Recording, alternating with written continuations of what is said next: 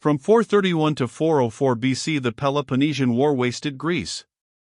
Meanwhile, to the north of Greece, the kindred country of Macedonia was rising slowly to power and civilization.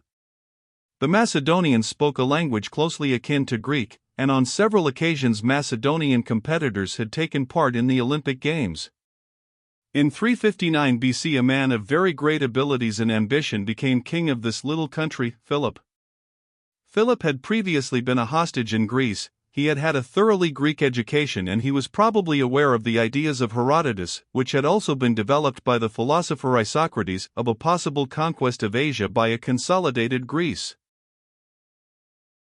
He set himself first to extend and organize his own realm and to remodel his army. For 1,000 years now, the charging horse chariot had been the decisive factor in battles, that and the close-fighting infantry. Mounted horsemen had also fought, but as a cloud of skirmishers, individually and without discipline. Philip made his infantry fight in a closely packed mass, the Macedonian phalanx, and he trained his mounted gentlemen, the knights or companions, to fight in formation, and so invented cavalry. The master move in most of his battles and in the battles of his son Alexander was a cavalry charge. The phalanx held the enemy infantry in front while the cavalry swept away the enemy horse on his wings and poured in on the flank and rear of his infantry. Chariots were disabled by bowmen, who shot the horses. With this new army, Philip extended his frontiers through Thessaly to Greece, and the Battle of Chaeronea, 338 BC, fought against Athens and her allies, put all Greece at his feet. At last the dream of Herodotus was bearing fruit. A congress of all the Greek states appointed Philip captain general of the Greco-Macedonian Confederacy against Persia, and in 336 BC his advanced guard crossed into Asia upon this long premeditated adventure. But he never followed it. He was assassinated, it is believed, at the instigation of his queen Olympias, Alexander's mother. She was jealous because Philip had married a second wife. Bust of Alexander the Great. Bust of Alexander the Great. As in the British Museum. But Philip had taken unusual pains with his son's education. He had not only secured Aristotle, the greatest philosopher in the world, as this boy's tutor, but he had shared his ideas with him and thrust military experience upon him. At Chaeronea, Alexander, who was then only 18 years old, had been in command of the cavalry. And so it was possible for this young man, who was still only 20 years old at the time of his accession, to take up his father's task at once and to proceed successfully with the Persian adventure. In 334 BC, for 2 years were needed to establish and confirm his position in Macedonia and Greece. He crossed into Asia, defeated a not very much bigger Persian army at the Battle of the Granicus and captured a number of cities in Asia Minor. He kept along the seacoast. It was necessary for him to reduce and garrison all the coast towns as he advanced because the Persians had control of the fleets of Tyre and Sidon and so had command of the sea. Had he left a hostile port in his rear, the Persians might have landed forces to raid his communications and cut him off. At Issus, 333 BC, he met and smashed a vast conglomerate host under Darius III. Like the host of Xerxes that had crossed the Dardanelles a century and a half before, it was an incoherent accumulation of contingents, and it was encumbered with a multitude of court officials, the harem of Darius and many camp followers. Sidon surrendered to Alexander, but Tyre resisted obstinately. Finally, that great city was stormed and plundered and destroyed. Gaza also was stormed, and towards the end of 332 BC the conqueror entered Egypt and took over its rule from the Persians. Alexander's victory over the Persians at Issus.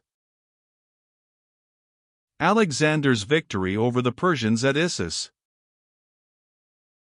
From the Pompeian Mosaic. Alexander charges in on the left, Darius is in the chariot to the right. At Alexandretta and at Alexandria in Egypt he built great cities, accessible from the land and so incapable of revolt. To these the trade of the Phoenician cities was diverted. The Phoenicians of the western Mediterranean suddenly disappear from history, and as immediately the Jews of Alexandria and the other new trading cities created by Alexander appear. In 331 BC, Alexander marched out of Egypt upon Babylon as Thothmes and Ramesses and Necho had done before him. But he marched by way of Tyre. At Arbela, near the ruins of Nineveh, which was already a forgotten city, he met Darius and fought the decisive battle of the war. The Persian chariot charge failed, a Macedonian cavalry charge broke up the great composite host, and the phalanx completed the victory. Darius led the retreat. He made no further attempt to resist the invader but fled northward into the country of the Medes. Alexander marched on to Babylon, still prosperous and important, and then to Susa and Persepolis. There, after a drunken festival, he burnt down the palace of Darius, the king of kings. The Apollo Belvedere. The Apollo Belvedere. In the Vatican Museum. Thence Alexander presently made a military parade of Central Asia, going to the utmost bounds of the Persian Empire. At first he turned northward. Darius was pursued, and he was overtaken at dawn, dying in his chariot, having been murdered by his own people. He was still living when the foremost Greeks reached him. Alexander came up to find him dead. Alexander skirted the Caspian Sea, he went up into the mountains of western Turkestan, he came down by Herat, which he founded, and Kabul and the Khyber Pass into India.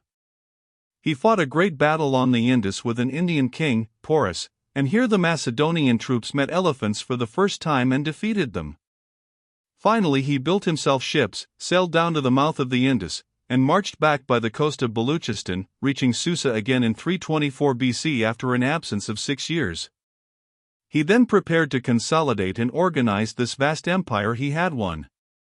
He sought to win over his new subjects.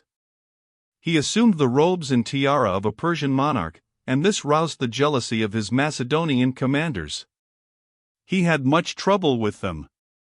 He arranged a number of marriages between these Macedonian officers and Persian and Babylonian women, the marriage of the East and West.